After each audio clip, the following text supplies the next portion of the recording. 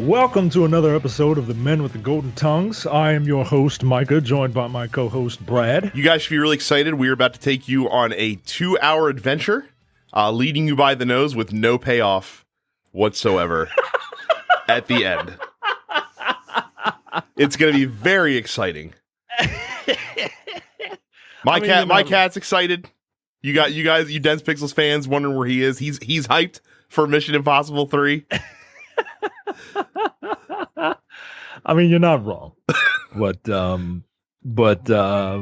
a movie that ends up having zero stakes at the end, it's a fun ride to me. Okay, we are of course talking about J.J. Abrams' theatrical debut as a director. It is. This might be one of the reasons that I don't particularly care for him as a director, is because this is the first one. Mission Impossible 3.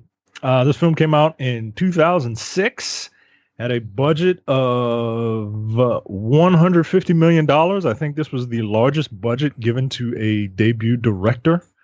The film made almost $400 million total at the box office. It stars Tom Cruise, Philip Seymour Hoffman, Ving Rhames, Billy Crudup, Michelle Monaghan, Jonathan Rhys-Meyers, Kerry Russell, Maggie Q, and Lawrence Fishburne. You better put some respect on Lawrence Fishburne's name. He's the best part of this film. I love Lawrence Fishburne in this movie. Like, that one line he has about bleeding on the flag to make sure the stripes stay red, like, that gets my jingoism up, man. I'm like, yeah! That's sign up. That's actually not my favorite line of his in this movie, but we'll talk about my favorite line of his, because it's such a fucking great line when he's just demeaning a subordinate, basically. So this film continues the ongoing adventures of Ethan trying to track something down for the sake of all of mankind. What that thing is doesn't matter. It could be a virus. It could be a knock list. It could be a rabbit's foot. It doesn't matter. And most importantly, Ethan doesn't give a fuck. nor are you supposed to, as the audience. Apparently not. Look, I enjoy this movie. It is probably, this is going to be weird to say, but it's probably the dumbest of the first three. Like, the first movie for me was like spy movie gold, right? Like Cloak and Dagger spy movie gold. Yeah. And the second movie is just ridiculous, right? Like, it's the precursor for all these Fast and Furious movies, right? It's just ludicrous. And now this movie tries to do both of those things, right? Like, it tries to be a little more serious than 2, but still has the, I have a short man complex, so I'm going to do all this crazy stuff to look like a badass thing that 2 does. And it's not as good as 1, but it takes itself more seriously than 2. But it's not as like 2, where 2 is entertaining on a bad level. This is just kind of your standard popcorn fare, and this is the foundation for what the series will become. That's what I was going to say. This is like the first one that kind of uses the template that we now know of for Mission Impossible movies today, with one very notable exception, which we'll talk about, that happens in the middle of the film, that they were being really fucking cute. And I get why they cut out a specific aspect of these films that you normally see, because this is a very action-heavy movie. But I was a little pissed off. We'll talk about it when we get there.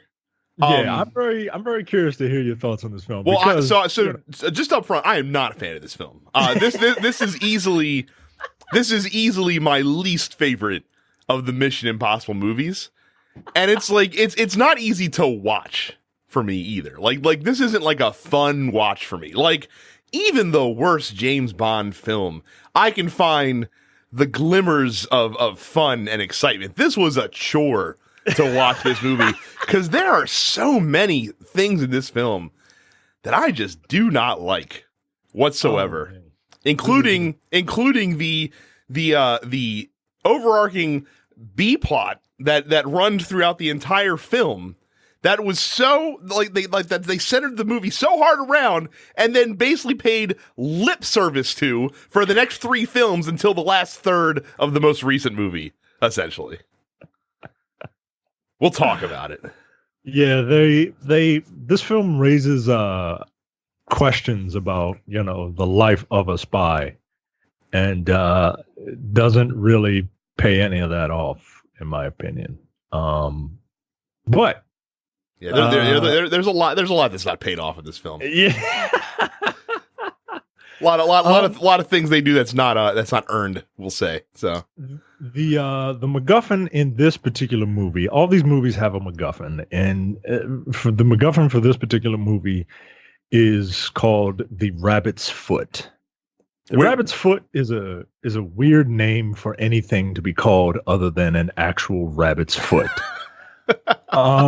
It's just they're 2 words that you just don't hear often next to each other, and here you hear them quite a bit. How many times do you think you hear the term rabbit's foot? Oh, do you have the actual count in front of you? Them. Oh man, well then now I have to take a legit guess. I would say that over the course of the runtime of this film, the phrase rabbit's foot is uttered 87 times. Because there's a lot of scenes where it's uttered like 10 times in a very condensed like not only is the phrase rabbit's foot uttered 87 times, the specific phrase where is the rabbit's foot is probably uttered 25 of those 87 times if I had to guess. Well, you're a little high. Okay. Well, leave it or not, because I counted them, because I was like, yo, rabbit's foot has to be said like 50 times in this movie at least. No, rabbit's foot is only said 27 times in this movie. I find that impossible a Mission Impossible statistic. I find that an impossible mission force to believe. That's an impossible mission farce. But yes, Owen says it 8 times. Now, he says it like 5 or 6 times within the first 3 minutes. Ethan says it 13 times. Musgrave says it 3 times. One of those times is when he's kind of mouthing it to Ethan. Mm-hmm. Declan says it once. Luther says it once. And Zen says it once. I didn't think I could have sworn, but I counted them. I could have sworn rabbit's foot was said at least 50 times in this movie. When I said 87, I wasn't like being flippant. Like that was a legitimate guess as far as how many times. This is the MacGuffinest MacGuffin that's ever existed in cinema history. I'm convinced. Because they don't even tell you what it is in the film. Like it literally is a MacGuffin to the viewer. To the people in the movie, it's a MacGuffin. It's this mythical thing they're chasing. They don't even know what it is. At the end of the film, Ethan asks, "What is it?" And he doesn't even find out. It's ridiculous. At least most MacGuffins have actual stakes attached to them, and Mission Impossible 3 wants you to believe that there's stakes attached with the rabbit's foot. It seems to be a biological weapon of some kind, but who the fuck actually knows? Right. It could have been raspberry preserves. The characters in the film have no idea what it is. They just know they have to get it.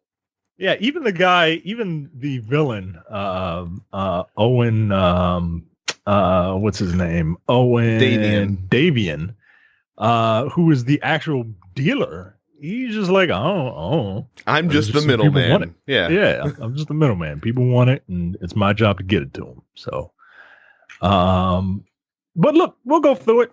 I still think this movie is, turn your brain off. It's. But it's okay. No, because J.J. Abrams does not want you to turn your brain off. That's not the type of director that he is. He's a guy that thinks he's smarter than he actually is. He wants you to think during this movie. And he's shitting on your face while you're doing it. Look, if he wants me to think in this movie, he failed, because it's like, yo, you don't want me to think when it comes to this movie. All these questions you're bringing up and not answering. Like, nah, screw that. All right, this film opens up. They Tarantino it. They Tarantino the beginning of this movie. This film opens up in the middle of the movie, where Ethan is captured and being interrogated by Philip Seymour Hoffman's character, who is probably this character. I don't know if this was the direction he was given. I don't know where the motivation came from.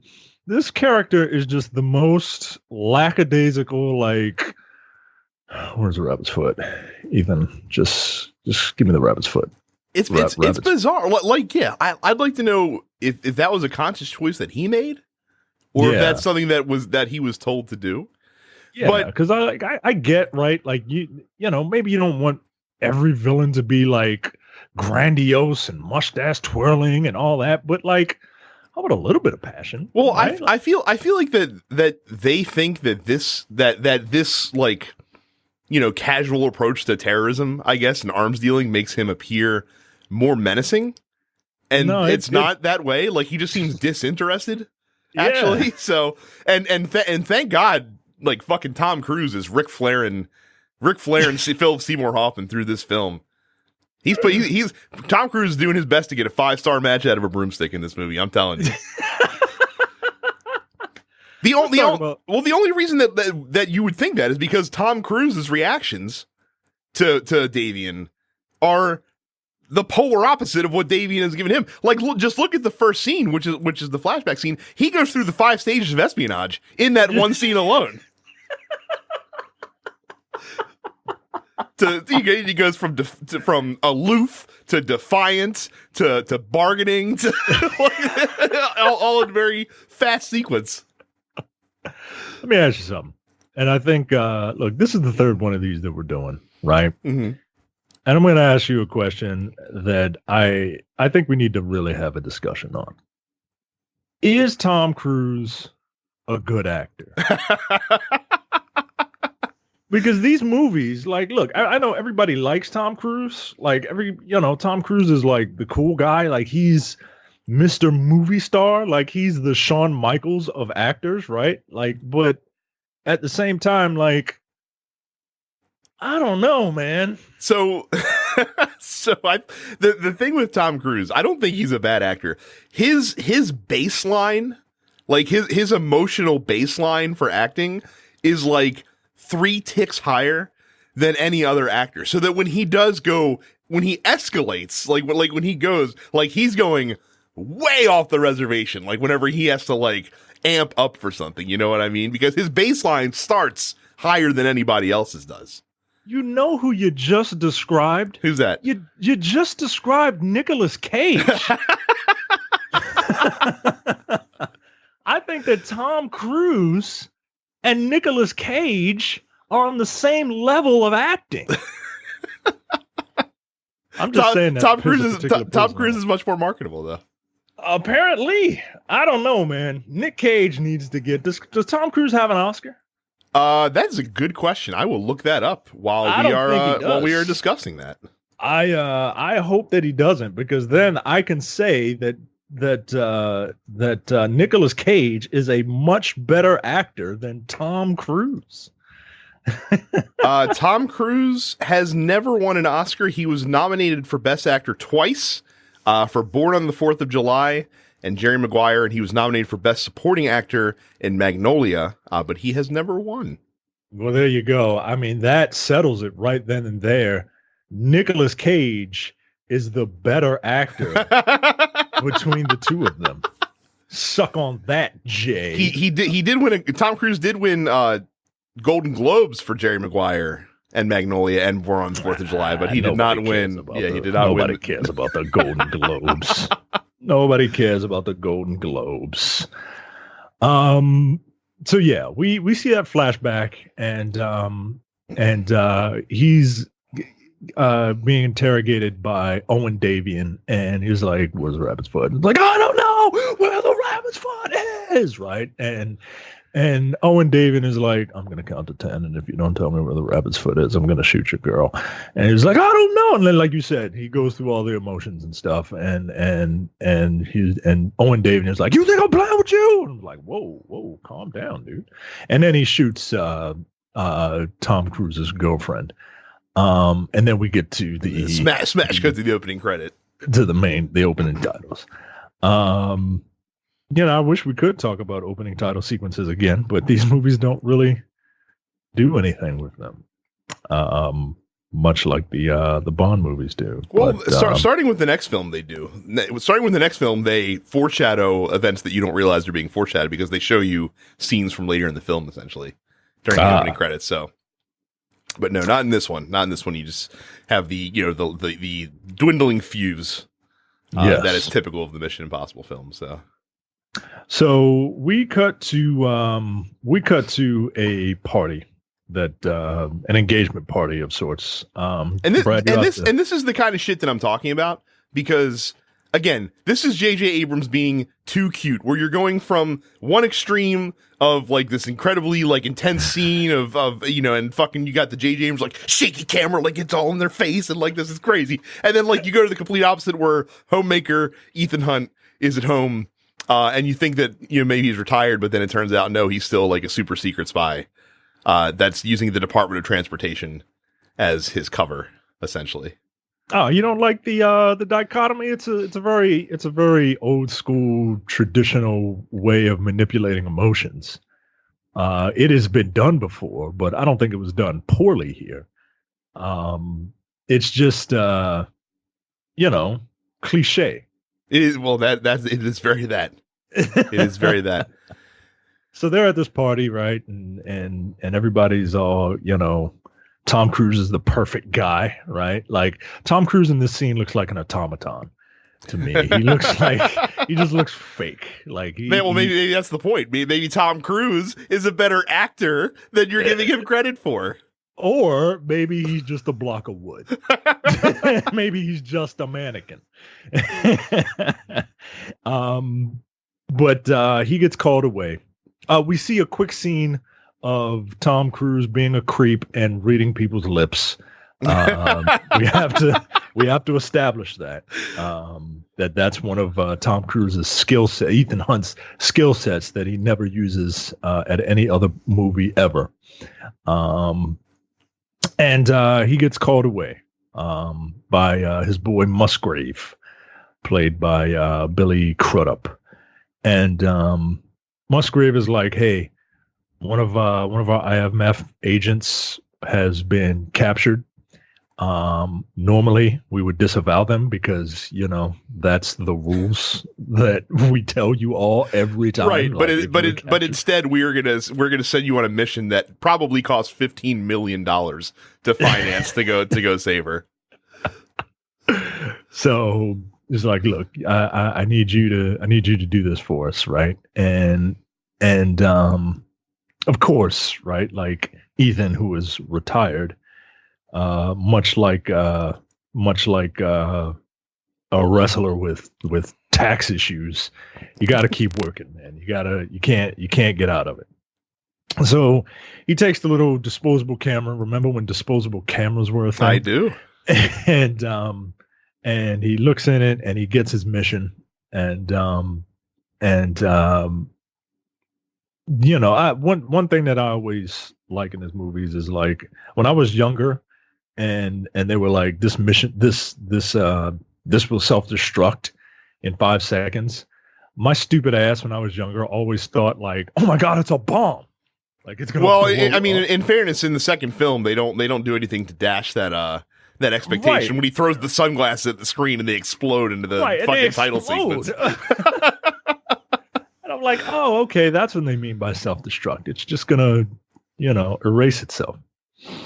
So Ethan is like, all right, I could do this. And then he has a quick flashback of him training IMF agent. What is her name? It doesn't matter. She's dead in 15 minutes. Yeah, it really doesn't matter. It really doesn't matter. Carrie Russell put in the fucking cameo appearance. Thanks for hanging out in Felicity for all those years. So Tom Cruise arrives on the set of Top Gun, and he meets his new team. Luther's back, played by Ving Rhames.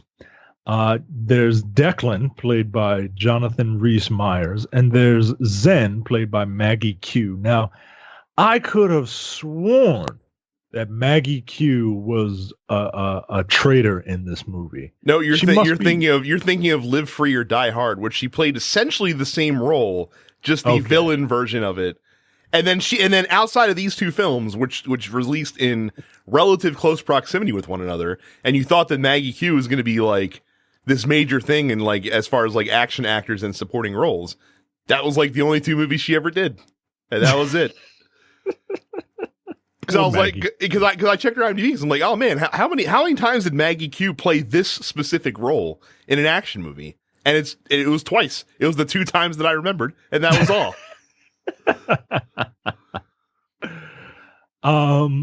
So the team goes out on a mission, and the mission is these are where these movies, this movie in particular, kind of pads its runtime. The mission is the missions are why you come for this movie, because it ain't the story. And in this mission, they have to go rescue Lindsay. Is there anything particularly interesting about this mission that you want to talk about? Like, they have yes, Luther has like the most advanced fucking automated weapons technology, and they like at the end of it, when they have to, like, they're gonna abandon the van. Like, the thing has like $10 million of equipment in it, and they're just like, let's just blow it up, no problem. Yeah, it's got like 4 like 50 cal automatic like auto tracking fucking machine rifles and fucking guns on it, and that he can control with keystrokes, and yeah, they just kind of like, all right, leave the van, go get in the helicopter, right, to rescue a IMF agent who they again go through great strains to fucking talk about the fact that they disavow them if they get captured. It's ridiculous. No wonder Lawrence Fishburne gets pissed off in this movie.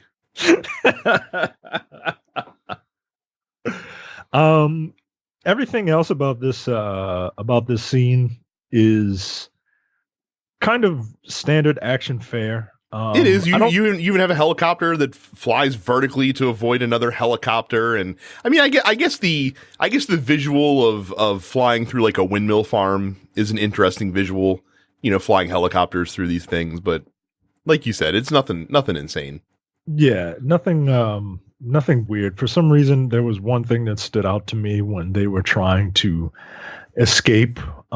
Ethan has these bombs that you can, I guess, have a magnet on the bottom of them, and he placed one on a canister. Oh, are you talking about the fucking curved yes, throw? Come on, dude. Like, he's trying to escape, right? And we see him use one of these things. So it's like, all right, these things are magnetic, or they have some sort of adhesive on them. They can stick to metal, right? And he blows up one of them to cause a distraction. That's how they get IMF agent Lindsay.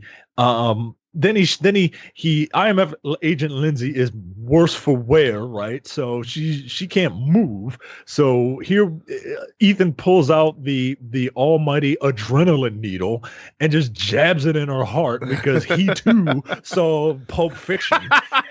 and it works instantly. She's just like, she's on death's door, and then all of a sudden she's like, whoa, let's rock and roll, give me a gun. Right. I'm fucking ready. which he does. Then, he fucking tosses a pistol across the room, which she of course catches perfectly in her hands and just wheels around and starts firing on people. In her hand with her finger in the trigger. Like, all right, come on, man. Like, this is ridiculous. God, the 2000s were weird, man. And he's trying to escape, right? So Ethan throws this thing. He throws it He throws it due east, right? And then the shit curves 90 degrees and then finds the nearest piece of metal. Come on, dude. Yeah. Targeted magnets, Micah. It can only find the exact piece of metal that he was attempting to locate. Perfect. Oh shit, man. This scene, eventually they fall on top of Luther's truck, and then they're sitting on top of the thing, and they have to escape. They get to the helicopter, and Declan is in the helicopter, and he's flying through the wind farm. He's like, I'm gonna fly through this thing, and the dummies chasing him don't go above the thing or below the blades. No, he did it, so I could do it too. Like, no, you can just go. Another fantastic trope, dating back to fucking Empire Strikes Back. So the team rescues Lindsay, and Maggie Q collects 2 damaged laptops. And as they're getting away, Ethan discovers an explosive pellet that was implanted into Lindsay's head, and they try to get a defibrillator to shock her. And no, you're gonna kill her if you shock her like that. And it's like, I'll bring her back, right? Because I'll just defibrillate her again and bring her back, because that's how defibrillators work, guys. You just shock people to death, and you shock them right back. But while the defibrillator is charging, the explosive in her brain goes off, and she's dead. How we will miss the all important IMF agent Lindsay No Name. So they get back, right? They get back to headquarters for a briefing and a dressing down by Lawrence Fishburne, who is like, I love Lawrence Fishburne. I really do. That guy can play an authoritative character, man. That guy's probably the best actor in this movie, honestly. You know what? He probably is. I really wish that, so he plays Theodore Brassel. He's head of the IMF. I kind of wish that he was a continuing fixture in the franchise. I think what was it? Alec Baldwin was the head of the IMF or something like that afterwards. In between, Tom Wilkinson was in for like 5 seconds as the secretary. But then, it was Alec Baldwin for 2 films after that. He's great in this movie, and I love that he's getting dressed down, and Billy Crudup like tries to interrupt him, and kind of he basically, I can't remember what he says about himself, but he references his title, and he gets immediately cut off with, "Excuse me, did you just throw a title at me, Mr. Musgrave?" I read your training brief on Agent Ferris. The words you used were beyond capable. That still stand, Mr. Hunt? Mr. Brassel. Does it stand? Yes, sir, it does. Because we've got a corpse downstairs that says otherwise. Killed by a detonator implanted in her skull through the nasal cavity. Mr. Brassel, it's unacceptable to judge Agent Ferris's competence. It's unacceptable that chocolate makes you fat, but I've eaten my share, and guess what? Now, I approved Agent Ferris's surveillance op based on your evaluations, Mr. Hunt, of a woman who allowed herself to be captured. So you go to recover her. You encounter a dozen men. You don't grab any of them? Our objective, Mr. Brassel, was to recover Agent Ferris. David employs a cellular structure to his organization. The men there more than likely had no information. Who's drawing these conclusions? Is it you? I am, sir. Based upon... I'm not on you yet. You allowed Ferris to board your chopper without a scan. That explosive device could have taken you all out. There is one reason that you are sitting here before me today, and that is luck. Because your operation was poorly conceived and executed worse. 2 laptops were recovered. I'm aware of that. We've talked to tech services. They doubt if they can reconstitute the drives. Crispy, I believe, is what they called them. Worthless. Mr. Brassel, as operation manager of this office, I have the authority. Excuse me, did you just throw a title at me, Mr. Musgrave? I don't care if your daddy plays golf with the president. This is intelligence. So far, I haven't seen any. You think this op was worth the risk, Mr. Hunt? What do you know about Owen Davian? He was the one who brought gas centrifuge technology to Korea from Pakistan. He was also the man who sold Toxin 5 to the Armahad Republic Jihad. He is a man who provides. And he remains invisible. He's a goddamn invisible man. Wells, not Ellison, in case you want to be cute again. We can't find him. He knows it. It's emboldened him. I've been trying to bring Davian down since the day that I got here. Do you know what I've got for it? It's never been confirmed the Toxin 5 theft was Mr. Musgrave, please don't interrupt me when I'm asking rhetorical questions. Your operation has achieved one thing. You have reminded Davian that he is winning. Now, if you'll excuse me, I have to go inform Mr. and Mrs. Ferris that their baby girl was killed in a head-on collision on I-95. That's my favorite line of the entire fucking film. I love the bleed on the flag line as well, because that's pretty fucking awesome. But I don't know. This like dressing down a subordinate with that line is fucking fantastic. And he's like, at one point, he says something like, he's an invisible man. We're looking for an invisible man, talking about Owen Davian. And he's just like, Wells, not Ellison, in case you want to be cute again. Like, wow, that's a fucking nerd dressing down, dude. Like, come on, man. Lawrence Fishburne is awesome in this movie.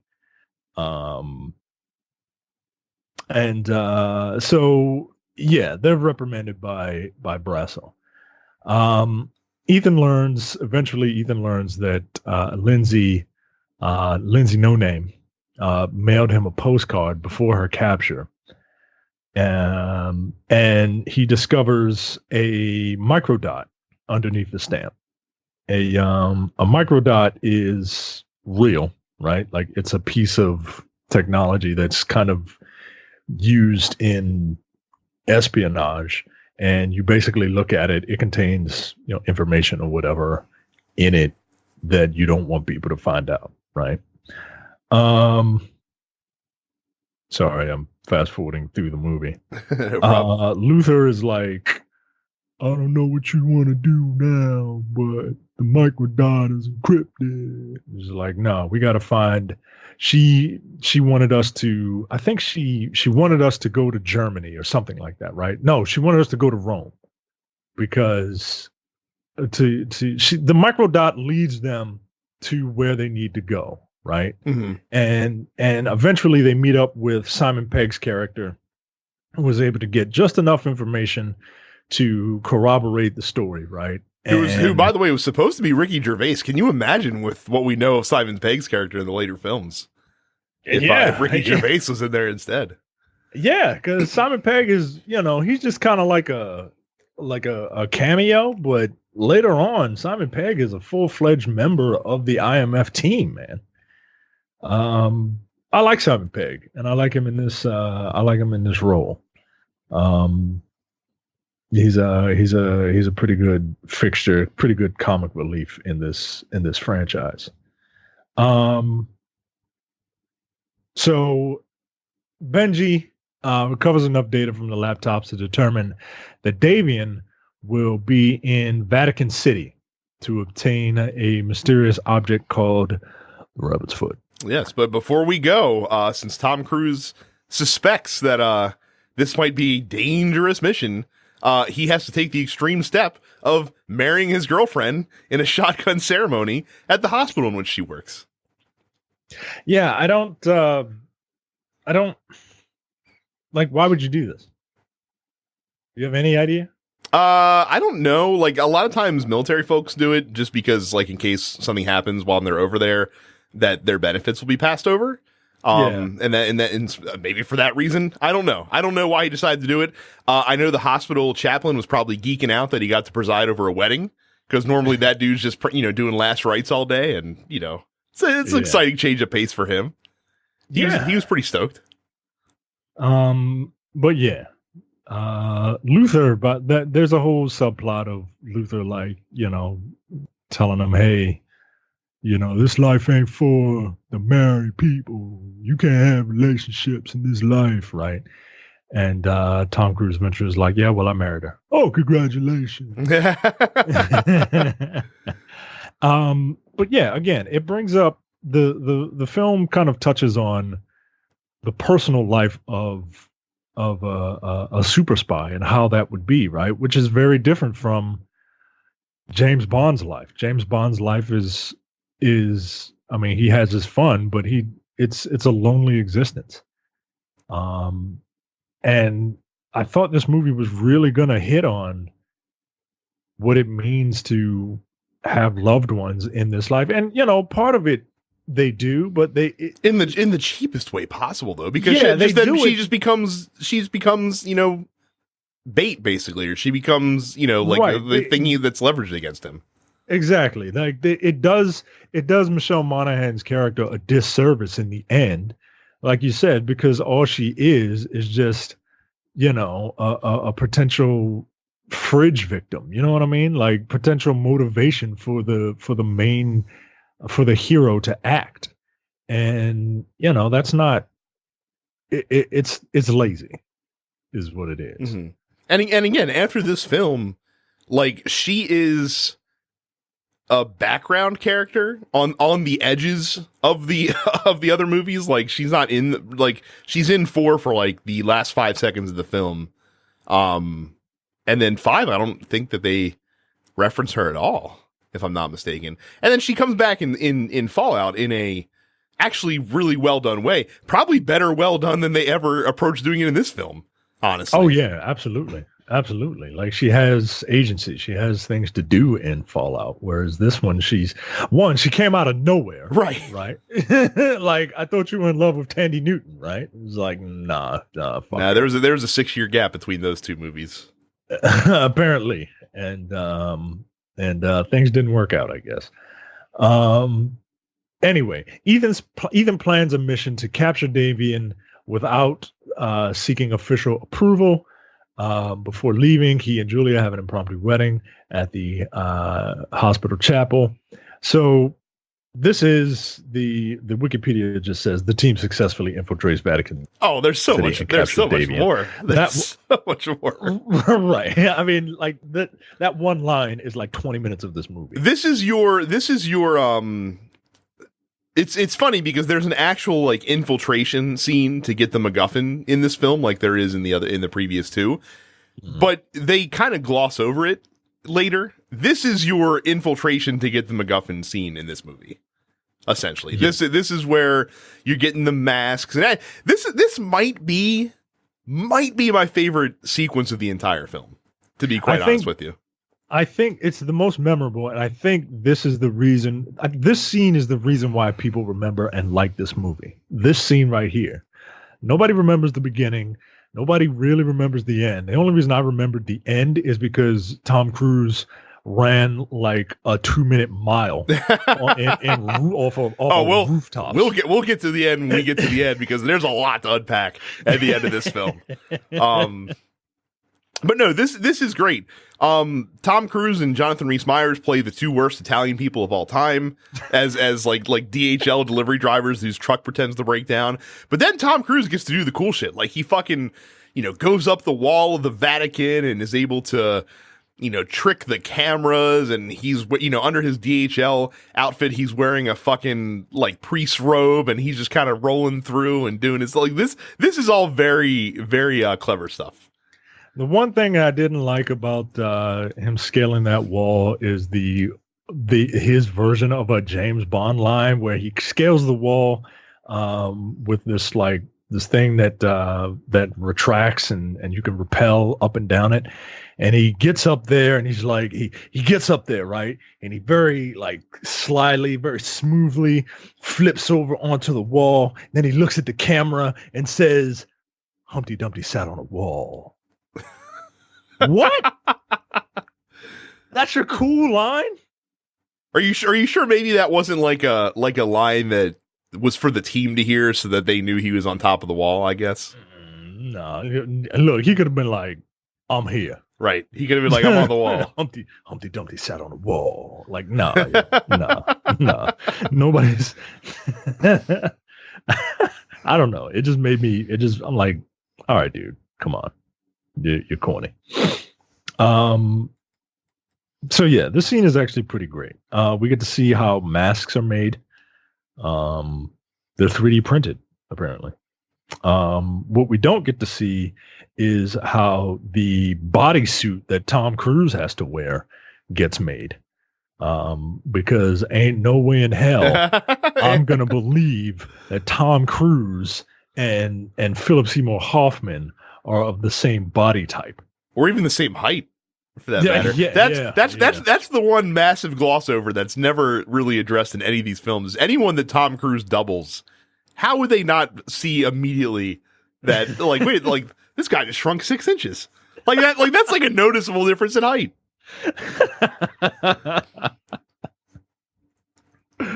So they infiltrate this party, right, in Vatican City. You see, Philip Seymour Hoffman was 5'10", by the way. Philip Seymour Hoffman's 5'10"? Yeah. Wow. Tom Cruise is not. No, he's not. He's like 5'6" or something like that. I thought he was like 5'3" or something. He might be. Got that short man complex, dude. Like, all right, bro. So he's 5'7". I don't believe that. That's like saying Jay is 5'9". Right. I don't believe Tom Cruise is 5'7". Not at all. At this party, Maggie Q is taking pictures of Owen Davian, so that they can 3D print his mask. We see Tom Cruise getting ready. Maggie Q drops some wine on him, and she's like, "Oh, I'm so sorry." And Owen is just like, "No, it's fine. It's fine. I always like red wine on my pristine white shirts. It's totally fine." Like, are you being sarcastic, or are you being serious, or like you're playing it too dry, bro? You're being too dry. So he goes into the bathroom to change, and there's a nice tense little scene where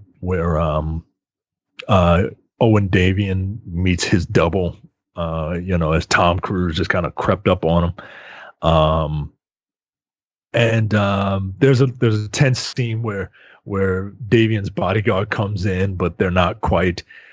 They have the voice. Up everything. The voice upload is not. You're right. He first pops in with Jonathan Rhys-Meyers, like with Davian's like unconscious body hiding behind the door, and because the voice upload hasn't synced yet with the voice thing that they have on Tom Cruise, like he's like coughing at the sink and like telling his guy to like get out of the bathroom without being able to say anything, basically, and like the coughing goes on for like 30 seconds. It's quite ridiculous. Like if I was that bodyguard, I would have come in and be like, "Dude, are you okay?" And like right. he was looking so angry at the door, like don't take another step in here as I'm trying to cough, with very sharp pointing. It's at this moment where I realize that that Ethan Hunt is at the same time the super agent, but like really clumsy too, like, or he just has like really bad luck. And you'll see it again later on. It's like, wow, he could do all these amazing things, but like there's always something that he's like the Nathan Drake of this universe, whereas Nathan Drake is just like he can headshot people and he can do all this stuff, but he still stumbles when he runs. Like, wait, what? So yeah, they eventually swap bodies and they pick up the what was in the briefcase. It wasn't the rabbit's foot, right? No, it wasn't the rabbit's foot. I think it might have been like the information about the deal, possibly. Yeah. So they swap bodies. They make it look like Davian has died in a car explosion. What happened to Davian's body? They bring it with them on the plane. Like they write, like, so basically what happens is, Maggie Q and Tom Cruise dresses Davian, get into her car. Basically, she propositions him to get him away from his staff Yeah. And they said they'll file separately. And so they drive over a manhole cover. So they're able to get out of the car through the bottom, like the bottom of the car opens up. They go into the sewer. Once they're in the sewer, they blow up the car. They all ride out on a boat through a Venetian canal, basically. And then you're on the cargo plane at that point. But where's the real Davian's body? He's with them. Because remember, Jonathan Rhys-Meyers takes him back through like the wall into like the little underground area that they've set up. So okay, I remember that now. All right, so we're on the plane ride now. They're on the plane ride back to the U.S. on a cargo plane, and Tom Cruise is just looking smug, right? Like, hey, we got you, and Owen Davian is just like, just incredibly calm right now, and they're going back and forth. They're having a tit for tat, and Owen Davian is like, "What's your name? You got a wife? You got a girlfriend? Because I'm gonna find them. I'm gonna hurt them real bad." And he gets under Ethan's skin, right? Which doesn't make any fucking sense. Like Ethan is in the ultimate like position of power. Like he does not at all have to rush this. Right. Like he can get him back. They can get him back to DC and fucking and do what they got to do. Yeah, torture him because that's what we do here. But yeah, he's just like, I'm gonna find him and I'm gonna kill him and I'm gonna kill them in front of you or you in front of them. I don't know yet. I don't know. I haven't decided yet. I haven't thought that much through yet because I don't really give a shit because I'm just here for a paycheck. And it gets under Ethan's skin. So Ethan is just like, tell me where the rabbit's foot is, and then he threatens to drop him out of a plane. Yeah, he opens like a fucking cargo door on the plane, kicks the bench that he's strapped on over so that he's hanging over this opening while they're flying through the air, and then like cuts his straps one at a time that are restraining him to the chair. Like, what if he fell out, dude? Yeah. Like, what if he fell out? Like, come on, dude. Like, what are you doing? You're a professional. Luther is like, come on, Ethan, this isn't you, man. This isn't you. So Ethan heeds that advice and he pulls what's his name back up and Davian is like, so your name's Ethan. All right.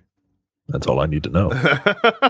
Yes. Because I'm a black market dealer and information broker, so I know everything. And I, like you said, I guess that was to make him menacing, but it didn't work for me. He did remain very calm in the face of falling out of a plane at 40,000 I'd have feet shat in the myself, man. Like, come on, I'll give him that. Like, what are we doing, man? What are we doing? So they land, and they are taking a convoy with Davian, and they have to cross the Chesapeake Bay Bridge, and the bridge / tunnel is attacked. And this is another action scene, right? This is also a tremendous logical. Everything about this scene is somewhat of a logical fallacy because, for all intents and purposes, what happens here? Davian's team is able to locate them and attack them and get Davian, and there's all this shooting and they're blowing up portions of the bridge. It's basically like a terror attack. Yeah. I feel like the response from a terror attack happening within 40 miles of Washington, D.C. might have been a little bit more severe than what we got here. Yeah, because it wasn't like it was just the convoy in the middle of the night. Like, no, there were other people. Yeah, this is broad daylight. This is like middle of the afternoon, like Bay Bridge traffic, basically. Yeah, man. And cell phones were a thing in 2006. They were. Not? So yeah, somebody call 911, guys. Somebody's blowing up the bridge. Tom Cruise also gets like the shockwave from a missile hitting a car, like throws him into the side of another car, like back first, and he just kind of shakes it off, and it's like running through this thing. That doesn't make a lot of sense. That's adrenaline. I guess. My back might have been broken, but shake it off. I got places to be. I gotta run. I gotta run it off, guys. And then like once Davian gets in the chopper and fly away, like no one in like the US like DOD is tracking that helicopter, following that helicopter, like he's just gone without a trace. Well, it was a mission that was off book. But so still nobody knows anything. A helicopter just attacked the Chesapeake Bay Bridge. Nobody's watching the airspace. I guess. It was off book. So yeah, we can't. Oh yeah, I just got to the part where the force of the missile blowing up the car. First of all, he's running away from the car in a straight line, right? The fucking missile hits him. It blows him. It sideways. blows him to the side. Look, like that. I mean, they've already established these physics earlier in the film when he threw the magnet and it fucking did the wanted bullet curve to land on the gas tank that he was trying to explode. Also important in this scene that Lindsay suggests, like they finally decoded the microdot, and it was a video of her suggesting that Brassel might be working with Davian, and this is basically the last thing that Tom Cruise sees before this attack starts. Yes. Yeah, this eventually, you know, physics be damned. Eventually, Davian escapes. And he realizes that, oh shit, if his team was able to find him, he's going to tell his team, hey, this guy's name is Ethan. Go find his family. And this is what he looks like. So he realizes that his wife, Julia, is in danger. So he races to the hospital where Julia works because she's a nurse. Don't forget that she's a nurse because maybe that has something to do with events later on in the film. So just remember that she's a nurse, and all nurses have the power to bring people back to life. He does make it from the Bay Bridge via car to like a to Northern Virginia, Arlington, Virginia hospital in like 30 minutes flat. I don't know how. 50 is never that clear of traffic that early in the day. So. And then once it gets to 495, like I don't know what the fuck he's thinking he's going to be doing exactly after that. So as fast as he made it, he just misses them. And he gets there, he finds out that she's already kidnapped. Which is sad. And like literally like the dude kidnapping her rolls her out in a body bag as Tom Cruise is going into the hospital. Yeah, why are you rolling a dead body out of the hospital? Right, and you're dressed like a janitor. Also, nothing suspicious about this at all. And you look like a European thug. Like, come on, guys.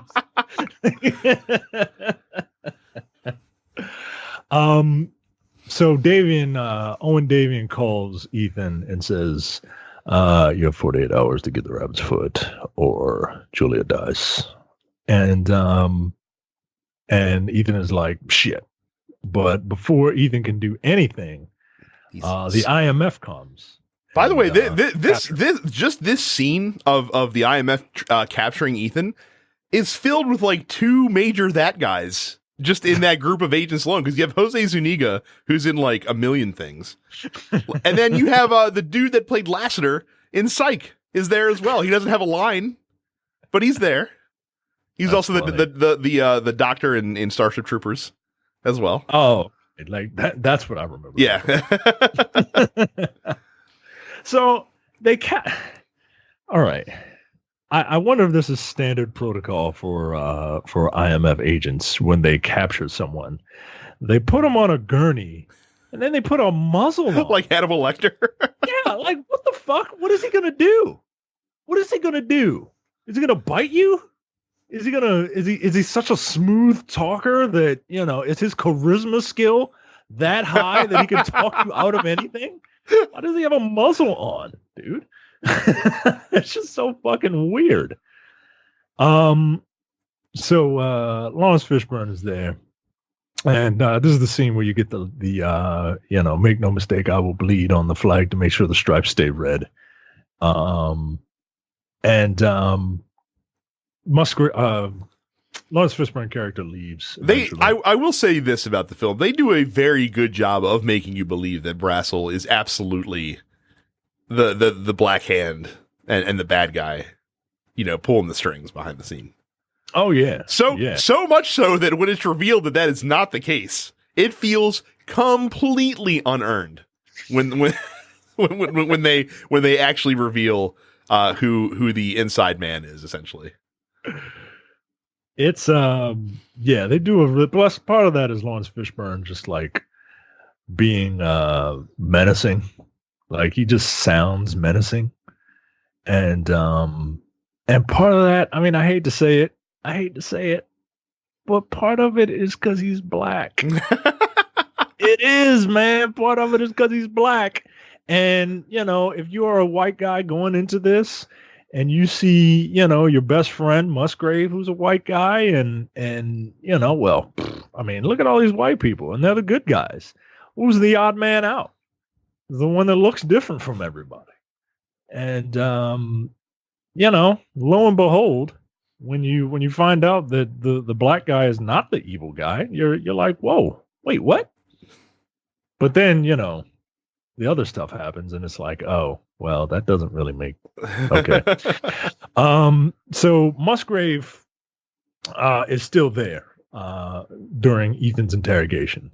And Musgrave is like, I'm very disappointed in you. You can at least do me the courtesy of looking at me while I'm talking to you. And Ethan looks at Musgrave, and Musgrave starts mouthing silently information that Ethan needs. Basically, like, you need to get your ass to China. And he slips Ethan like a mini box cutter or something like that, right?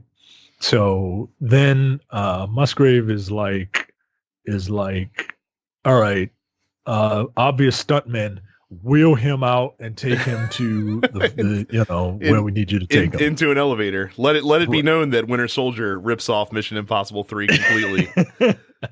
Right, because Tom Cruise says, before we begin, does anybody want to get off? Because he's muzzled, you see, for some strange reason.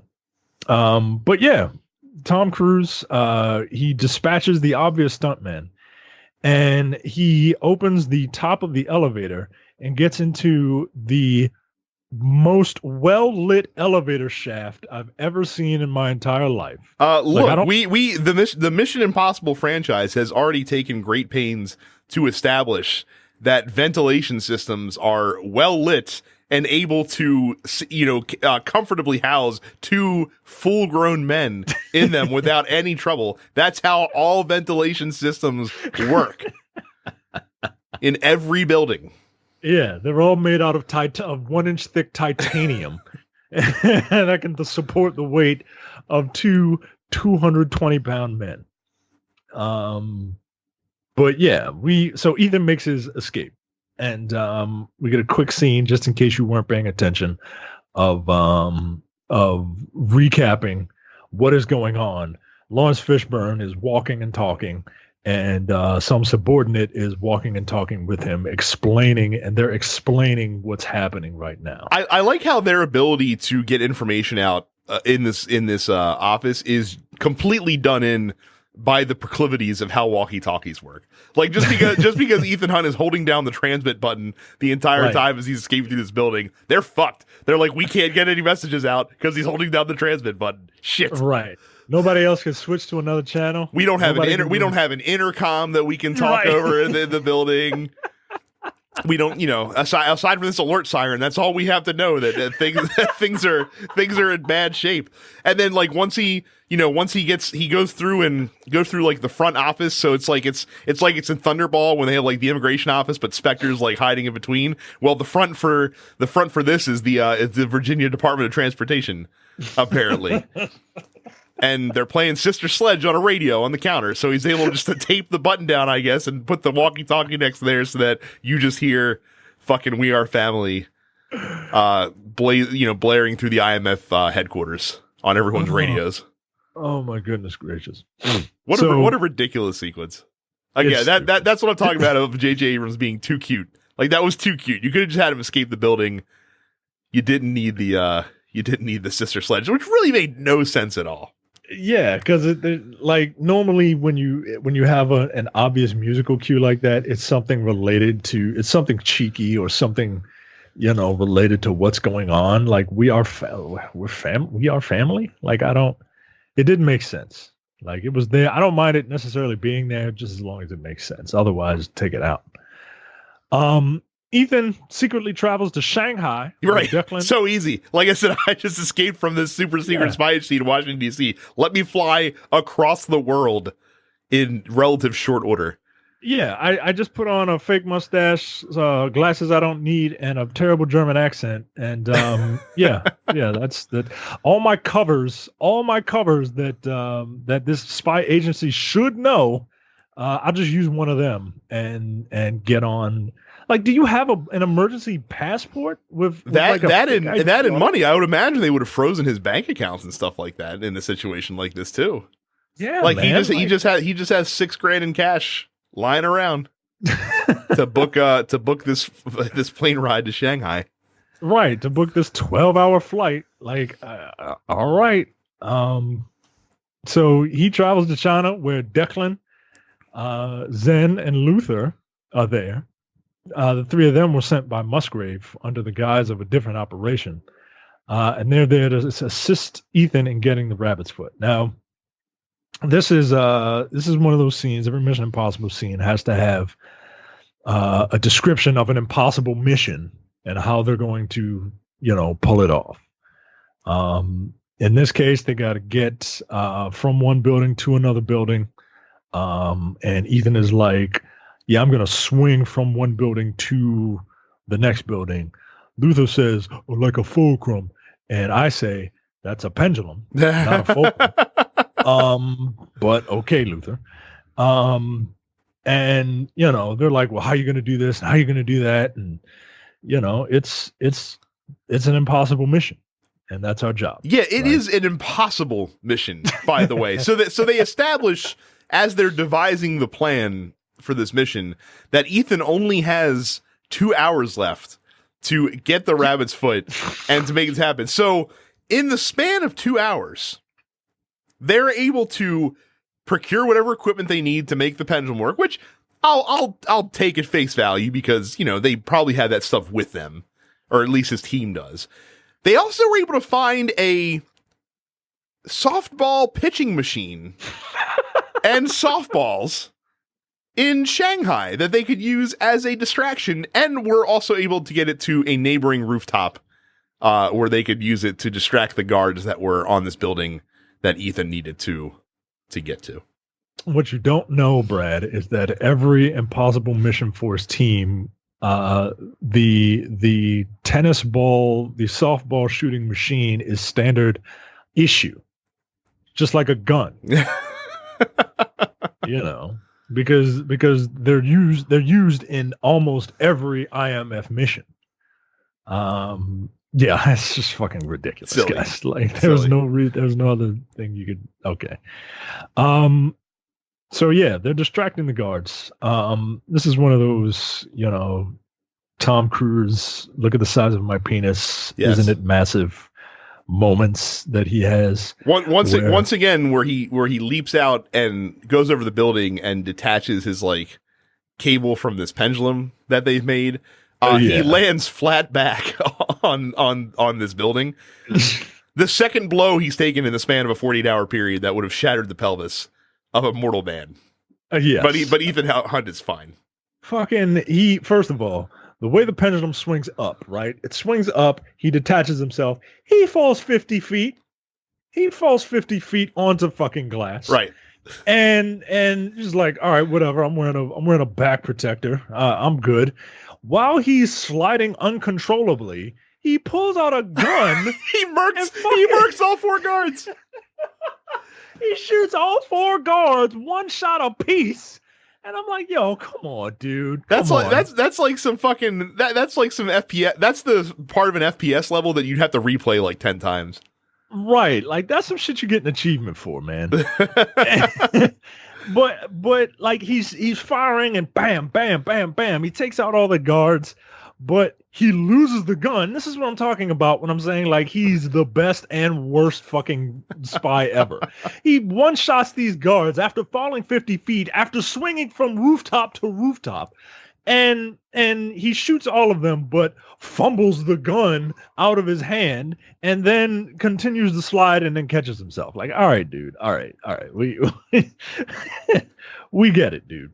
We get it. So he eventually goes back. And what's funny about this is that Ethan continues the mission, right? And the scene cuts to Zen and Declan, and they're getting buddy, like Declan, I guess, is trying to shoot his shot. And by the time you're through with this conversation, all you do is hear Ethan saying, you know, I'm on my way. Like, wait a minute. You just did the impossible mission off camera? Yes. And that's what I'm saying. The impossible mission. That's what I'm saying. Camera. Like they were. I get that you're trying to be different and you're trying not to be like the same as the other Mission Impossible films, but you're playing this for laughs, right? You're playing what's supposed to be, and that's why I'm saying. So fortunately we had the Vatican scene earlier, which was basically like this scene essentially. Yeah. Like that's what this would have been. I'm a little insulted though. I'm a little insulted that they just kind of did. Dude. I'm pissed. You go in and you talk about how, this is going to be impossible. Like, how are we going to do this? Like, how are they going to do it? Because it's Mission Impossible. Like, this is what you want to see. This isn't like some scary monster that's more scary when you don't see it. No, you pay your money because you want to see Ethan do the impossible mission. And it seemed like it was pretty serious because he's running out under a hail of bullets, basically, jumping out of a window. Man. Like, it must be pretty goddamn serious if he's just like, I'm just gonna run and bust through this window and hope that my parachute opens. I was upset about that, man. That's the one thing I'll give. That's the one thing I'll give. Next, I'm gonna be insulted by the fact that as they're trying to escape in the streets of Shanghai, they have the rabbit's foot. They have to call Davian to let him know that the rabbit's foot is secure. So you're trying to tell me that in Shanghai, China, one of the most technologically advanced cities on the face of the planet Earth, and with a satellite telephone, Ethan Hunt and squad are having difficulty getting a cell signal so they can call Davian. They don't have enough bars, guys. They don't have enough bars in the place where they make the phones. They don't have cell service there. Come on, dude. Come on. Like, I understand you trying to build tension and all that, but like, this is kind of stupid. Eventually, they finally get out of the dead zone that is downtown Shanghai, and they call Owen, and they're like, oh yeah, all right. I'm watching this scene, and he's being followed, right? Like, this is another one of those, hey, look at the size of my dick things. They're being followed. Ethan gives the phone to Declan and is like, keep trying to get a signal. Keep hitting redial, right? I have to go and take care of this because Maggie Q can't shoot the broadside of a barrel. And he goes out. Fucking Ethan Hunt leans out of the car, his head 1 foot above the ground. They're moving at 60 miles an hour. He's shooting these tires out of these cars that's chasing him. Come on, dude. We know you're a badass. We just saw you being a badass. We could have saw you be more of a badass if the camera was on you while you were doing your impossible mission. We get it, right? So eventually they call Owen. Owen was like, you had 5 seconds left. Like, wow, dude, really? Like, okay. You had 5 seconds. And keep in mind, they did all this in 2 hours. That's what I'm saying. That's what I'm saying. You're insulting me. You're insulting me at this point that with minimal official support, all of this was able to be achieved in a 48 hour or a 2 hour time period. Jesus fucking Christ, man. So Ethan delivers the rabbit's foot to the meeting point, and then he is tranquilized. When he comes to his senses, he realizes that the explosive pellet that was in IMF agent Lindsay No Name's head, the same type of pellet has been implanted into his head by one of Davian's henchmen.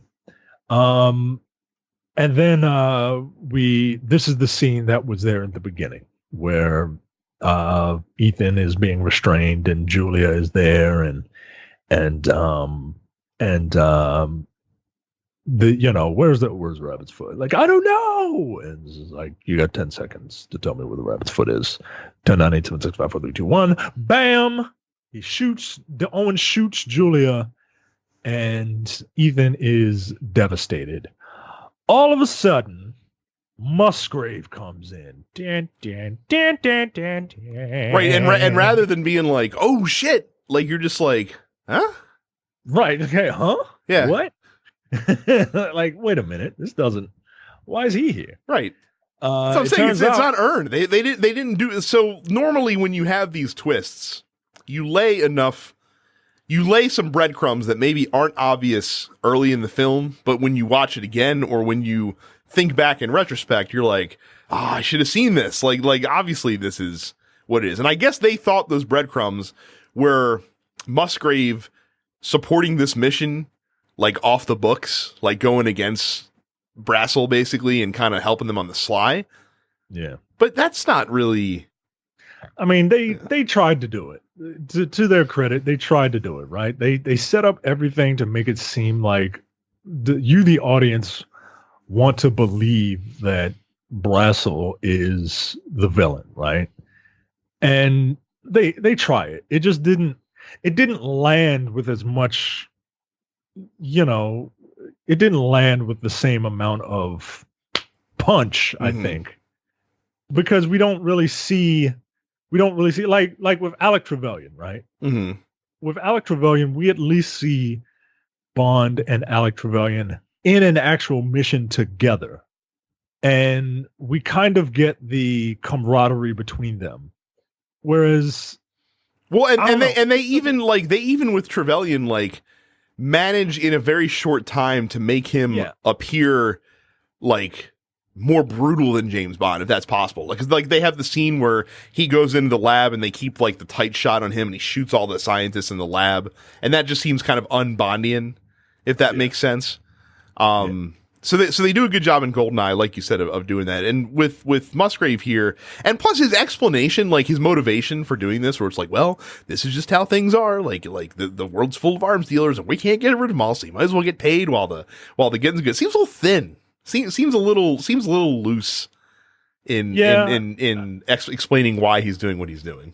I mean, I guess that's supposed to be a commentary on, how the government, kind of how we're the bad guys too. Mm-hmm.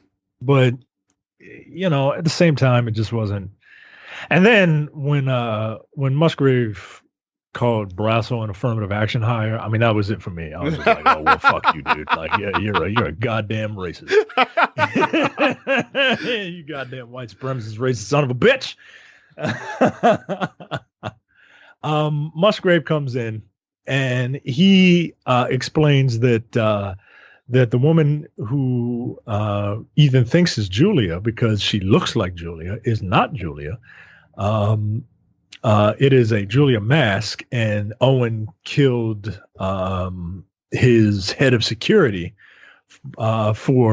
because she failed at her job by letting himself get captured by you. The ruse was to confirm the authenticity of the rabbit's foot. Julia is alive and being held hostage. Musgrave reveals himself to be the mole. He arranged for Davian to acquire the rabbit's foot to sell to a terrorist group in the Middle East so that the IMF would have reason to launch a preemptive strike. You see, again, he just wants to kill a bunch of brown people, guys. This guy's a fucking nah, get out of here.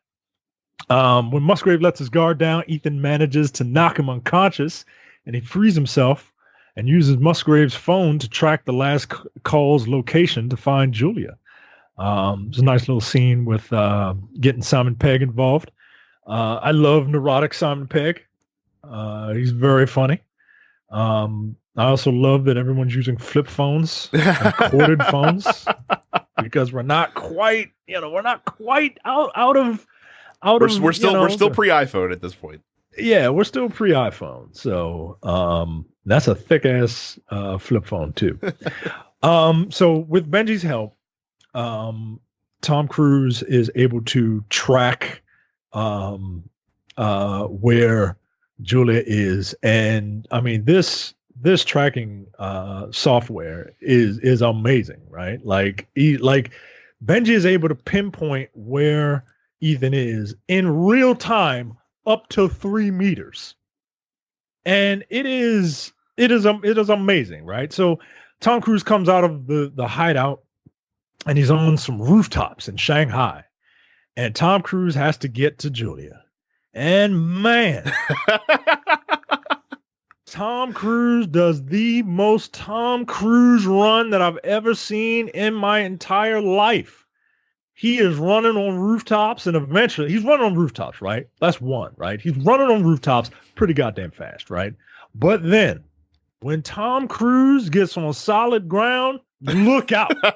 He is a fucking road runner. And this is, hey, look at how good my conditioning is. I'm gonna run at top speed for 5 minutes in a 5-minute unbroken shot. I don't know if it's 5 minutes. It felt like it was 5 minutes of just straight running at top speed, and running like a gazelle too, right? Like he's running upright and all that shit, man. He's gone, and it's funny. Like the shot holds on just long enough for this to be fucking annoying. I can't stand it, dude. I can't stand it. But yeah, Tom Cruise eventually runs his ass up to the hideout. Not winded at all, because no, he's cool. He's fine. Yeah, because he's a fucking automaton. And so of course, outside of the area where there's being held, there's 3 old Asian men playing poker or mahjong. This feels very tropey as well. Yes. So Ethan eventually kills a couple of henchmen there. He finds Julia, and then Davian gets the jump on him real quick, and they get into a fight. And this sucks. So basically what's happening is that Davian activates the charge in his head. So as we saw from the beginning of the film, Tom Cruise has like 5 minutes and he's going to his brain's going to explode or something. He's going to die. Longest fucking 5 minutes. Yeah. Ever. But it's annoying because this whole scene's a mess. So like Davian gets to act like a badass, which I guess makes sense because Tom Cruise is debilitated by the, thing in his brain that's fucking him up. But that doesn't match what they've established for him so far. Like he's not the guy that gets physically involved. Not a fighter. No, he's not a fighter. He's the fucking money man. Like he's the dude that tells you what to do. Yeah. But of course, Tom Cruise gets the upper hand. He dies the same way that Dennis Hopper does in Speed, basically. During this fight, like this thing is causing migraines for Tom Cruise. It's causing migraines for Tom Cruise, right? He's got to hold his head because it's what you do when you have a migraine. Like, my head is fucking killing me, but I'm in the middle of a fight. What do? Oh, that's right. I throw them bows. So he's holding his head with his hands on his head, and he's fighting Davian with his fucking elbows, dude. Like, come on, dude. Like, come on, man. Like, you're going to fight me with your fucking elbows? Like, and not in like that cool, like, MMA way. Like, nah, dude, you're fighting me with your elbows, with your arms up, and like, it looks humiliating, dude. It looks humiliating. And then, like you said, they get into a tussle out in the street, and eventually, Tom Cruise is able to kill Philip Seymour Hoffman. Of course, you can't use Keanu's line in the scene from Speed. Yeah, well, I'm taller. Sorry, it's Tom Cruise. So you can't do that direct of an homage. So Owen Davian dies via vehicular manslaughter, and he goes back in to Julia, and he's like, he teaches Julia how to fire a gun. This thing is, fucking with his brain, and he's teaching her how to fire the gun and how to load the magazine. And meanwhile, he's trying to. I have to point out too, while he's doing this, so like he's got like the brain thing going on. He just got into a fight. So every time he talks and he's trying to explain to her what to do, it kind of sounds like this. And kind of sounds like Nicolas Cage overacting.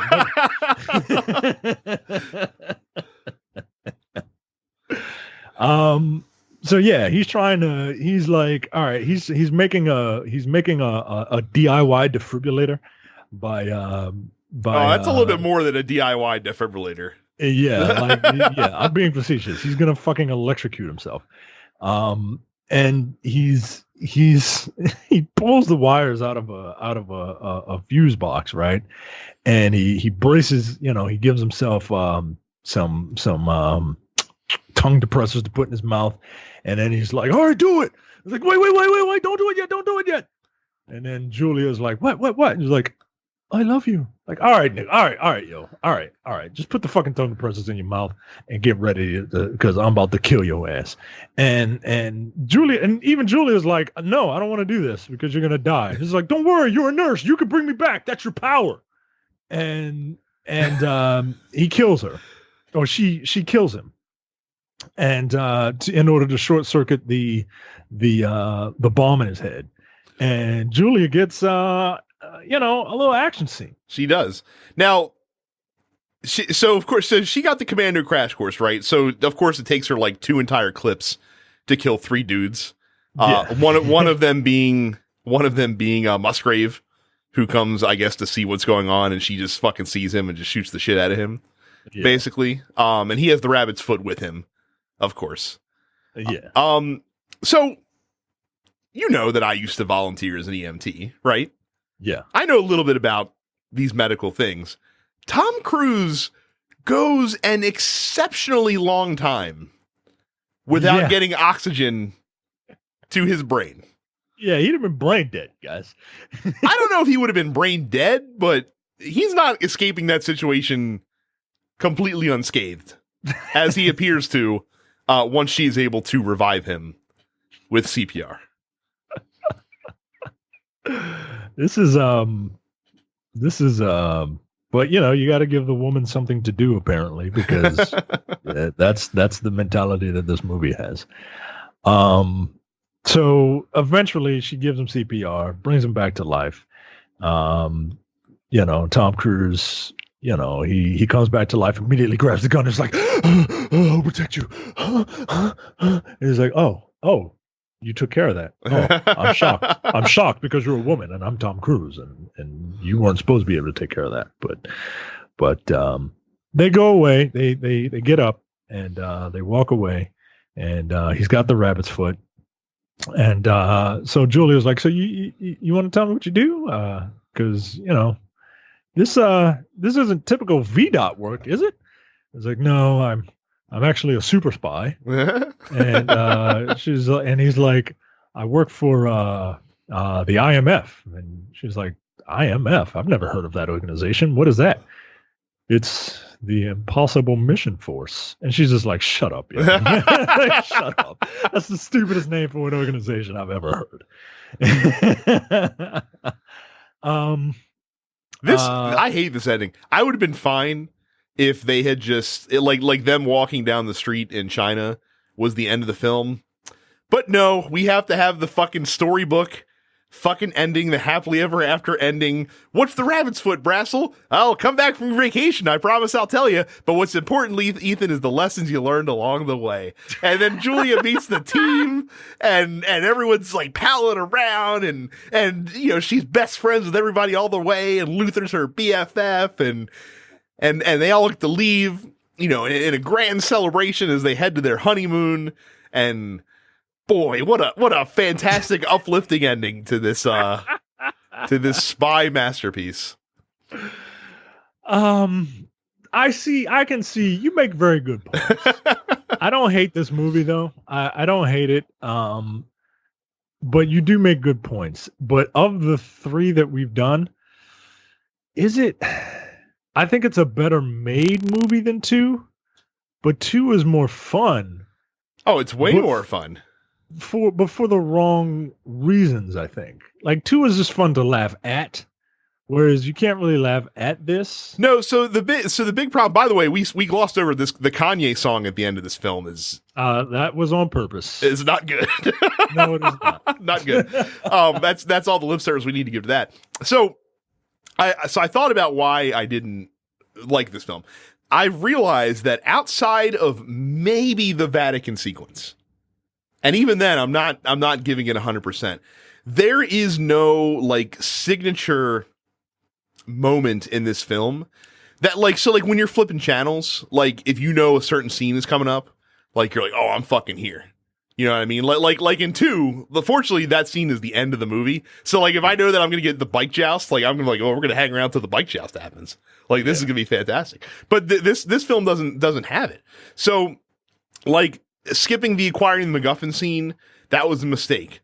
The bridge fight, I think, is the high point in the film in terms of the action, but it felt kind of trite because True Lies did it better. You know what I mean? Like True Lies essentially did the same thing, but they did it. It was better in True Lies. Yeah. And you gotta have one of those scenes. Like you gotta have that scene that when you know it's coming is gonna stick you there. Like if I'm channel surfing and Mission Impossible 3 is on, I'm probably not even stopping. Because I'm just like, because there's no one scene that I can point to that I'm like, oh, I gotta watch this scene. Like it doesn't exist. The latter movies really did amp up the set piece action. I don't think this movie's bad, but I think you're right. I think everyone loves it because 1, they came off of 2, which was ridiculous, and the Vatican scene is the scene that everybody remembers. It's the scene that I remember the most. But that also happens in the first hour of the movie. Yeah. So, but I'm fine with that. Now, what are your opinions of the latter films? Because this set the groundwork for it. So, funnily enough, while this movie definitely established like this is the Goldfinger of the Mission Impossible franchise, essentially. Like this is the one that ironed out the formula that would be copied and that would be used by the Bond film, by the Mission Impossible films subsequent to this. The 3 most recent movies, outside of 4, which I think 1 is a shade better than 4, but 5 and 6 are my 2 favorite films in the series. Yeah, so 5 and 6 are great. Yeah, they definitely refined the formula over the years. And like I said, this was a good beginning. And I'm glad that J.J. Abrams has decided to produce these films instead of direct them. I think he has a lot to do with it. I think he's a director that does go out of his way to try to be more clever than he actually is in his films. And I think that this film being his first director, I mean, obviously he did TV before this, but this film being his first directorial debut, I think kind of lays a bit of groundwork for what would come for him. Yeah, I think his claim to fame was Alias, right? Alias is what got him. That's what got him to this film. Like Tom Cruise, was aware of Alias and saw that, and he's like, "Oh, I want this guy to direct Mission Impossible 3." So Alias is what got him to this movie.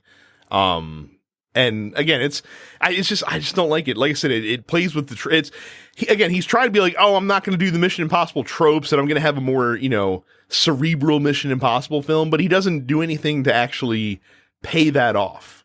You know what I mean? Like, if his goal was a more cerebral Mission Impossible film, it failed. I didn't think that, just by looking at this film, it is.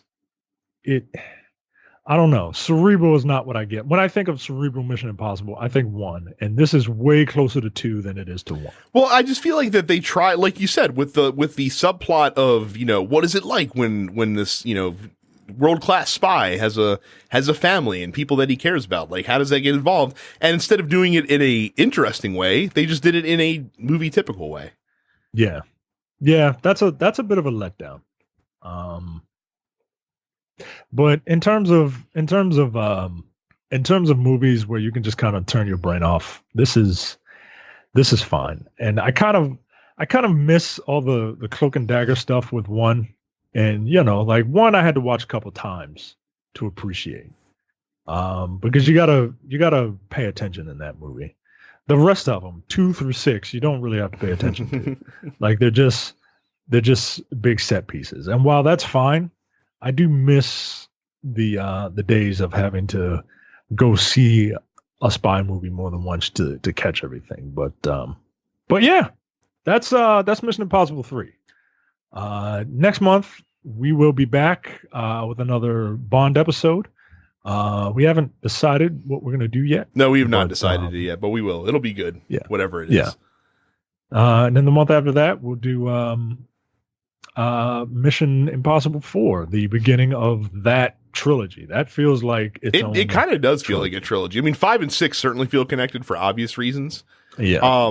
But yeah, this definitely does. 4 definitely does establish kind of like the groundwork of that portion of the franchise. We'll call it the Simon Pegg trilogy part of the Mission Impossible franchise. This is where it gets really good though. I'm very excited to talk about 4. I loved 4 at the time. I don't think it's held up quite as well over the years, and I don't think that's the movie's fault. I think 5 and 6 were so good.